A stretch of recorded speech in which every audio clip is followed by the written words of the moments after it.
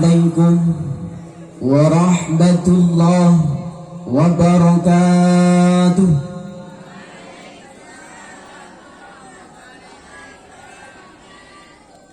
الحمد لله الحمد لله الذي بعث نبينا محمدا رحمة للأنام، والصلاة والسلام على سادات الكرام وعلى آله وصحبه ذوي الهداية والإكرام. أما بعد، اللهم صل على سيدنا محمد بن عبد الله وعلى آله وصحبه ومن والاه. أشهد أن لا إله إلا الله وحده لا شريك له، وأشهد أن محمدا عبده ورسوله لا نبي بعده.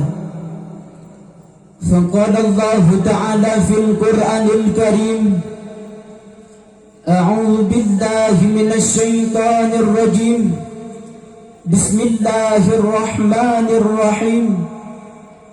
والعصر إن الإنسان لفي خسر إلا الذين آمنوا وعملوا الصالحات وتواصوا بالحق وتواصوا بالصبر. Sadaqallahul azim wa sadaqa rasuluhun nabiyul karim. Hadirin kaum muslimin, sidang pendengar yang dimuliakan Allah subhanahu wa ta'ala, selaku langkah yang paling aula untuk mengambil titik keberkahan pada Allah subhanahu wa ta'ala, mari kita saban-sare sabai sajan segenap lapisan garisan puja, mari kita tanya pula kepada Allah Ilahi Rabbul Ghafur. Kiranya Allah nibak malam yang mulia rayanya mantang dicurahkan rahmat dan nikmat kepada tanya hamba, yaitu bini'matil imani wal islam, yang dimana dengan dua buah nikmatnya dia bisa terasakan bagaimana indahnya kehidupan Islam.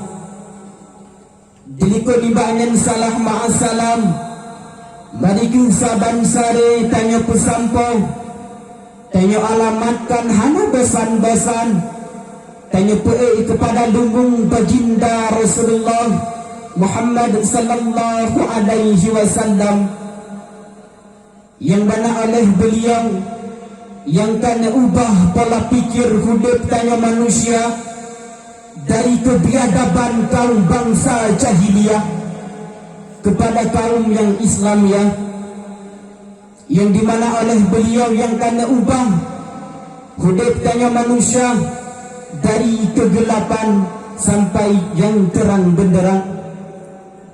Rahmat dan sejahtera kepada para alim ulama, baik ulama yang mutakaddimin maupun ulama yang mutakhirin, yang mentengah sidra sekatu di atas permukaan bumi sebagai lampu di tengah-tengah umat manusia. Kata-kata ta'zim penghormatan kepada yang mulia ayahanda rohani kita bersama, al-muhtaramun al-mukarram, abi di balai ma'a keluarga. Pula ta'zim penghormatan kepada seluruh dewan guru, mencakupi seluruh talabah dan talibin yang mentang setia bernaung di daerah Madinatul Diniyah Babul Huda Glimadat, dengan teristimewa kepada hadirin yang telah hadir pada malam yang berbahagia ini. Untuk memperhematkan waktu, langsung saja kita masuki dalam acara kita pada malam yang berbahagia ini. Merupakan rangkaian acara yang pertama, MC oleh saya sendiri Fajri. Merupakan rangkaian acara yang kedua, pembacaan Gema Wahyu Ilahi yang akan dilantunkan oleh guru kita Tunku Muhammad Dubir. Pada guru kita tempat dan waktu, kamu persilahkan dengan segala hormat.